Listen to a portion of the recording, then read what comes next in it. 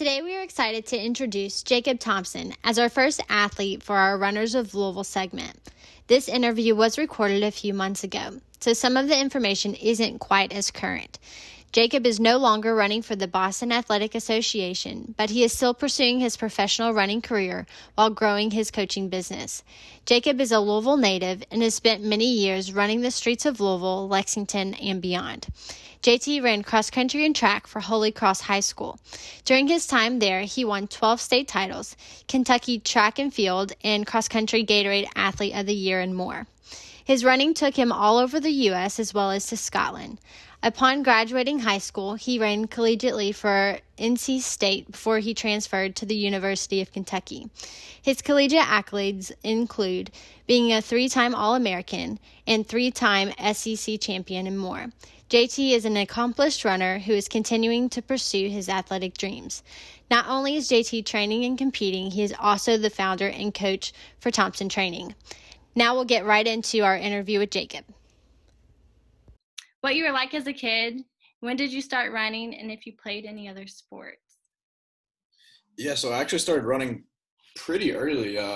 Started running when I was in 4th grade, mainly because I really wanted to play football, and my mom would not let me play football because I had a bit of a temper, and I was also really small, so she thought that was a bad combination for a football player. I'd get myself into some kind of trouble I couldn't quite back up. So she made me start running. I really was not super into it. I didn't even win my first race until 8th grade.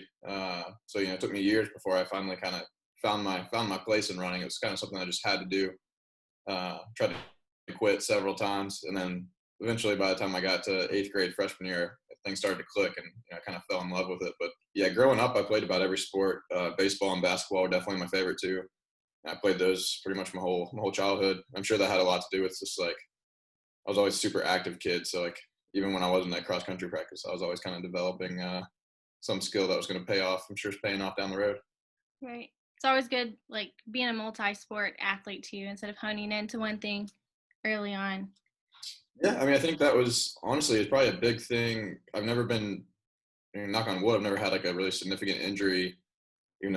I've been training at a pretty high level for 10 plus years now, and I think probably part of that is because I developed some athleticism and built muscles different ways than your typical runner probably does. Yeah.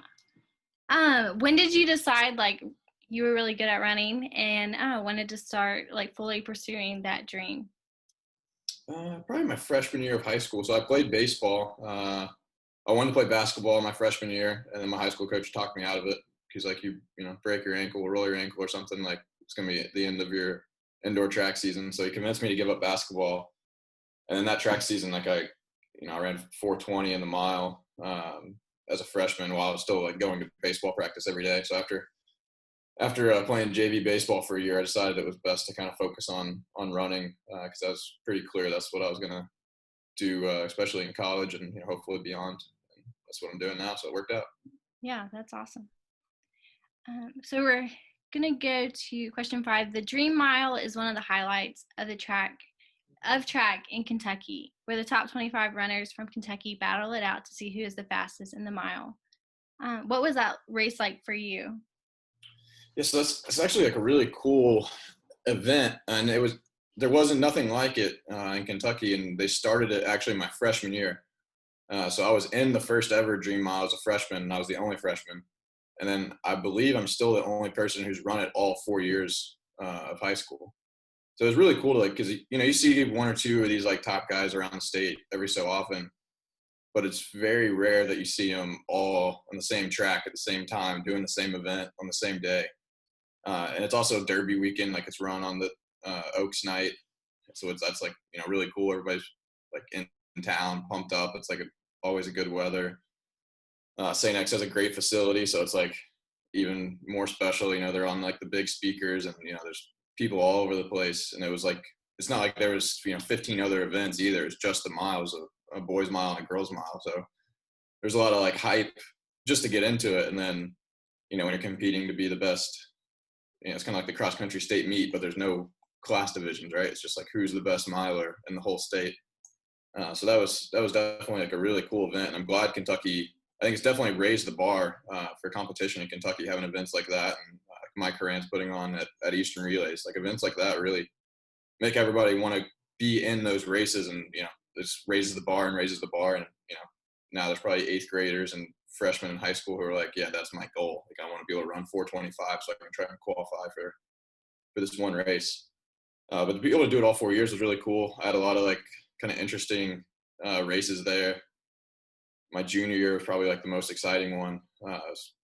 Pat Gregory and I were training together at the time, and Pat and I went 1-2, and he actually took the lead from me at the bell, and I thought it was Treytez Kennard kicking past me, but it was really Pat, and then so I just tucked in right behind him and ended up getting him at the end. So that was like a really fun race. Yeah, that was always one we always heard about. Everyone was always talking about when they came in to swags, and just in general, like that was definitely the most hyped track race. And then they had the 5K showdown that got some talk, not as big definitely as the mile, but something different that you didn't get on the track. Yeah, it's a really cool event. I think kind of seeing all these like specialty events, especially like being in pro running now, you see all these like specialty events do really well. So it's kind of Eastern Relays kind of has like the 2 mile, like that's kind of their main event, even though they have all the other events. And then you have 5K showdown, and then for the Dream Mile you have the mile. So it's kind of cool to see like all these kind of like boutique events pop up, and I think that really is good for the sport and definitely good for the state of running in Kentucky. For sure. How many times did you win that race? I only won my junior and senior year. Forget what place I was as a freshman, and then I was third as a sophomore, and then I won my junior and senior year. Awesome. Pretty impressive, especially to get to go from freshman year on, which is awesome. Yeah. Through high school, you had several opportunities to compete nationally along with internationally. Tell us about your most memorable experience. Yeah, I think I got my eyes open to that pretty early on in high school. I went down to ran the Foot Locker South race, and I still was like pretty green to running. Like I didn't know that much. I didn't really know who I was going up against. Like we were driving down there, my mom, I remember her asking me like, what are your goals like for this Foot Locker South freshman race? And she had no idea what she was getting herself into either. I was like, well, I guess I'm just going to go out there and try to win. And she's like, well, like maybe you should like try to set some realistic goals, like maybe like top 20 or top 10. I was like, yeah, like if we're driving all the way to North Carolina, I might as well try to win. And I ended up winning that race. And I think that was like kind of my first eye-opening experience to like out-of-state competition. And then my high school coach really drove that into me. There were some really good guys in Tennessee and Ohio and West Virginia, and we kind of just like chase each other around in a circle for the next 3 years after that, going races like Eastern Relays or going to Great American in North Carolina. The Brooks PR meet was out in Washington. Went out to Foot Locker Nationals twice, in San Diego, and out to Arcadia to run the 2 mile twice. So like I got to do a lot of really cool things in high school, and I think a lot of it like stemmed from like my coach wanting me to get out of, because I was in single A in Kentucky. Brian Lilly, who was coaching me, was like, we got to get to bigger, better competitions. And luckily there are like some really good races in Kentucky, like, the Trinity Invite and the Tiger Run and the Eastern Relays and the Dream Mile. But like outside of that, if I really wanted to kind of step up to the next level and see like what national competition was like to get me ready for, Foot Locker or in Arcadia, I had to go run these like regional races. So I did get to do a fair amount of out-of-state competition. That's something I'm really grateful I had, because it kind of prepared me for what life was going to be like in college and after college. Right, for sure. And that's kind of leads into, go ahead and skip to this part, but what was it like running in college? Because at least you got experiences of getting to run with other states and everything, to get a little bit more competition, because like you said, single A, depending, some of your like more competitive runners are in that, like double A, triple A sometimes, but being able to compete with other people across the states, like, did that help prepare you, do you think? It definitely helped prepare me, because when you get to college, like, I showed up as a 18-year-old freshman, and I thought I was, one of the best guys out there, and I showed up on the college team, and I'm like our seventh man, and we got a guy who's a 23-year-old fifth-year senior, and he's one of the best guys in the whole NCAA, and I couldn't hold a candle to to what he was doing on his easiest workout. So that was like pretty eye-opening, especially when you show up at, I was at NC State at the beginning, and the ACC is a very good distance conference. Another Louisville guy, Yared's like, multiple time ACC champion now.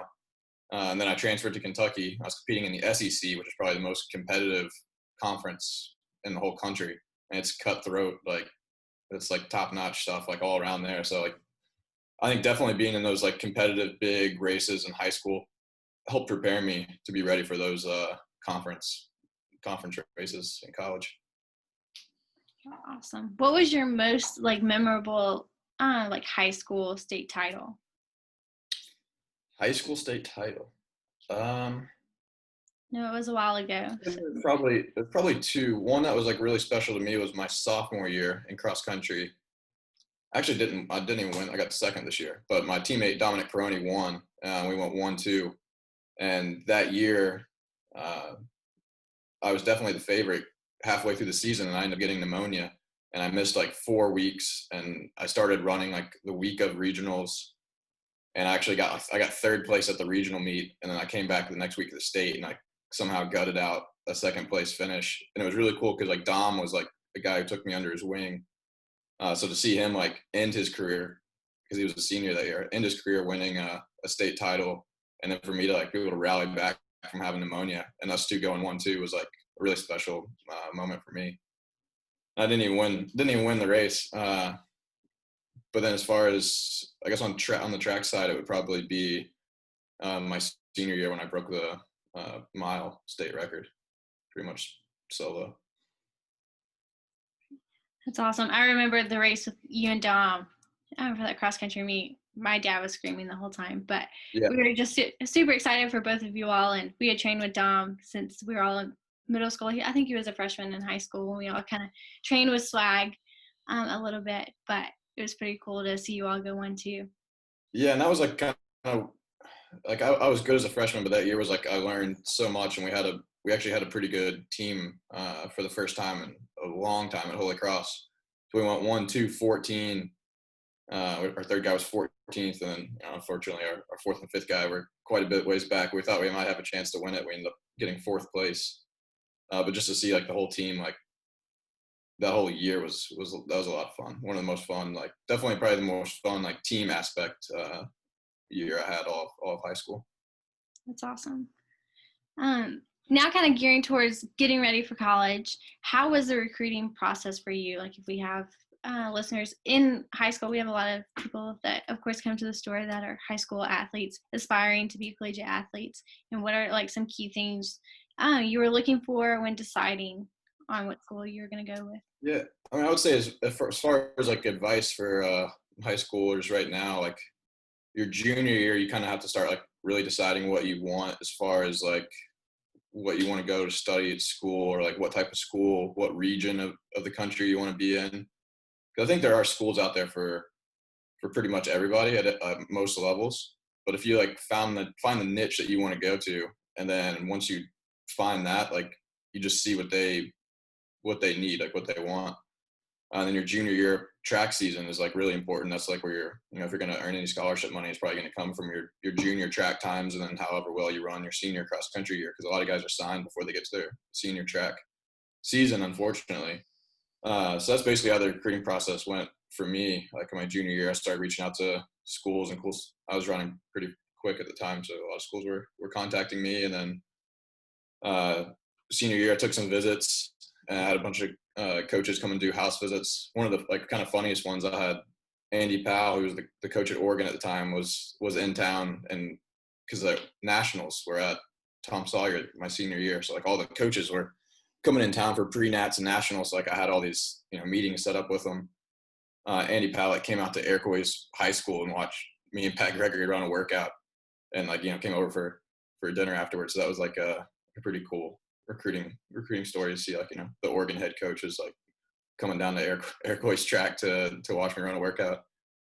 But that's pretty much how the recruiting process went. And then I took my visits, and then after I took my visits, I decided kind of where I wanted to go.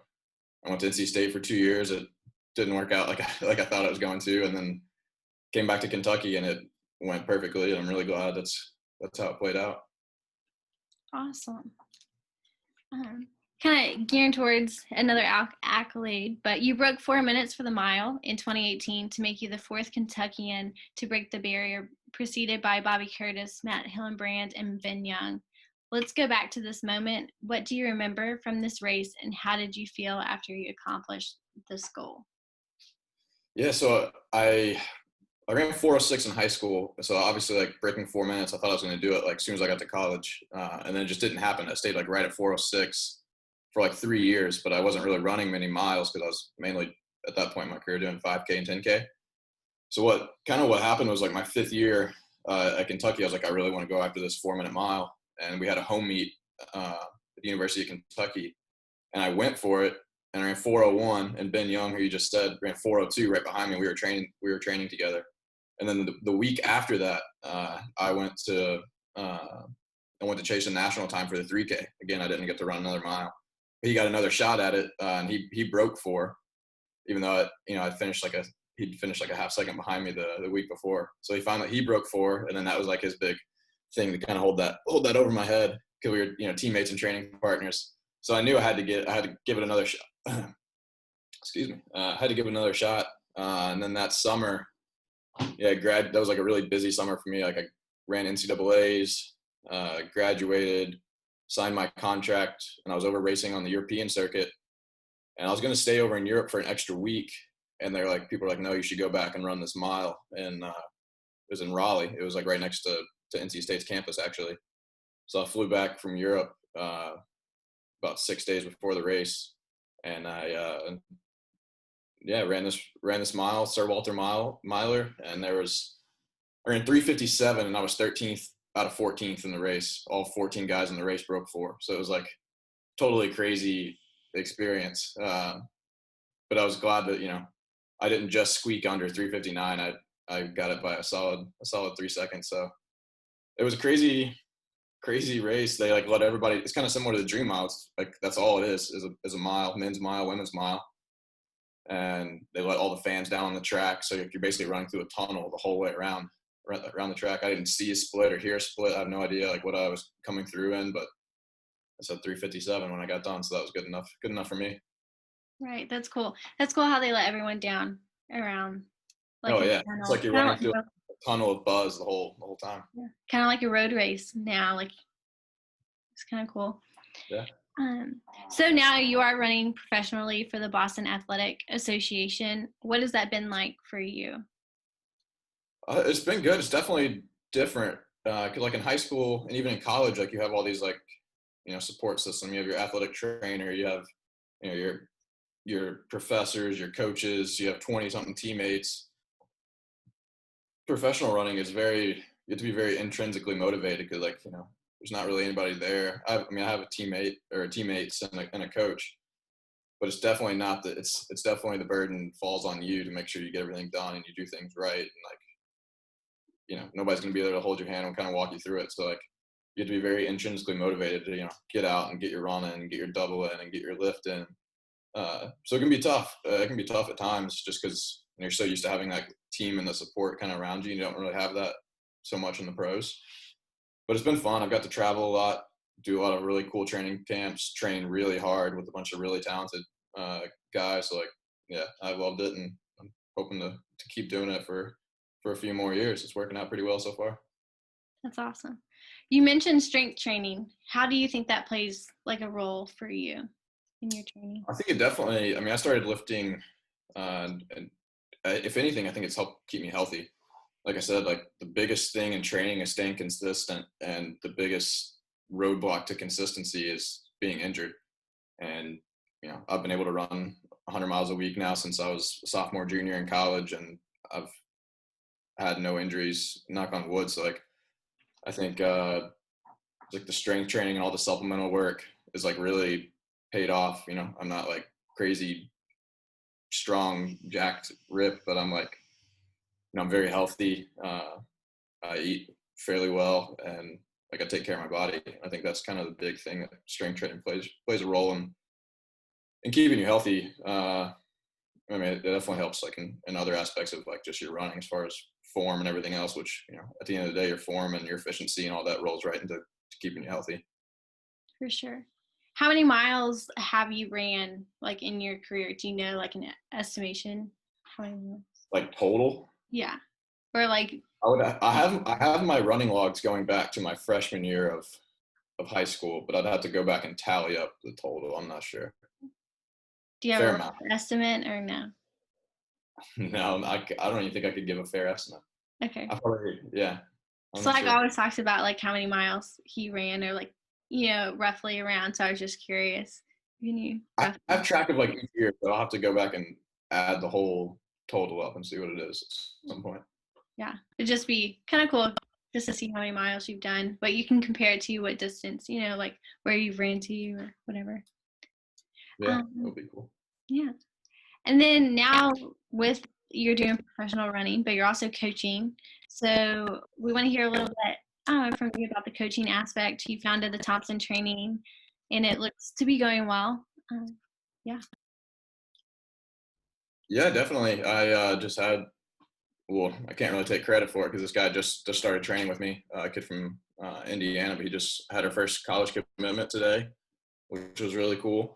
Hunter Griffin from Floyd Central in Indiana. But yeah, the coaching is, I mean, the science of the sport is like something I've always really been into. And, I've had people ask me for advice and stuff over the years, but I had one kid just straight up come out and Jimmy Malarkey from Fern Creek just kind of straight up came and said, "Hey, will you," it was like right when COVID hit, he's like, we're not in school, track season's canceled. Can you help me with my training? And I was like, yeah. So I started helping him. And then I was like I could do this like for more and more people. So yeah, it's kind of just started to steamroll and kind of pick up some steam, which is pretty cool. It's really cool to see like high school kids, especially. I mean, I have people who aren't high schoolers, but the majority of folks I work with are high school guys, and to see them like get to a certain point and then like they kind of like figure it out and like kind of see that like light go off in their head, like, oh, like this is how this works. Like that's really cool to see kids like meet their goals, see kids like PR time after time, and like just kind of like embrace like the training. I can like kind of see them going through the same like stages that I went through in high school. Like when you finally start to get it, like things start to make sense and everything starts like working and firing. That's really cool to like sit back as a coach and be like, yeah, like this stuff, like this works, it pays off, and it gives kids opportunities at the end of the day. I was really lucky with my high school coach, so like I just kind of want to pay that forward and help kids reach their goals, give kids chances to go to colleges maybe they wouldn't got to go to, or to travel to races that maybe wouldn't have ever been able to go to, and to push their bodies to be as good as they could. Right. That's awesome. Another way to give back to the community, as you talked about, like a Louisville and then Indiana person, but of course beyond that. But pretty cool to still have those connections here, for sure. Yeah. We'll finish up with a few more questions, but who are some local like Louisville runners that you admire or that have inspired you? Well, definitely have to say swag, and that's even though this is a swag interview, I say that very unbiasedly because swag, when I was first getting into running, like he gave me my spikes, he gave me my first like pair of actual running shorts, and it was he took care of all the like the runners in the community. Even like outside of his like running accolades, like you can go back and watch all his races with Nick Rose and stuff on YouTube, and that's like every once in a while I'll go do that. Like it's pretty cool to see how the races used to look back then, especially like all the road races. But just like as far as being like in the community, I mean, Swag was, he had the workout sessions. He introduced me to like all these runners that I'm now like best friends with, 10, 15 years later. Like I met them on Saturday mornings at Swag's in the freezing cold, and we went and ran like hill repeats at Iroquois Park together. So that's like definitely, he kind of showed me like what running could be. Like he helped me out like with like my running gear and stuff when I was a total noob, had no idea what I was doing. And he takes care of people, and kind of the same thing. He gives people opportunities. He connects people. And he's really there for the community, and that's something that like I'll never forget. Having like a role. Louisville is definitely big for a lot of runners, especially the guys like that was kind of when Swag was like, I feel like he was really involved in putting on the workout sessions and helping kids out with shoes and gear and stuff like that. It was really cool. Yeah, that's awesome. He definitely has impacted my life, impacted a lot of others for sure. You talked about you've met some of your best friends through those training sessions. When you come back to Louisville, do you still run? I know you run with some of the guys still, but what's your all's like favorite place to run or like?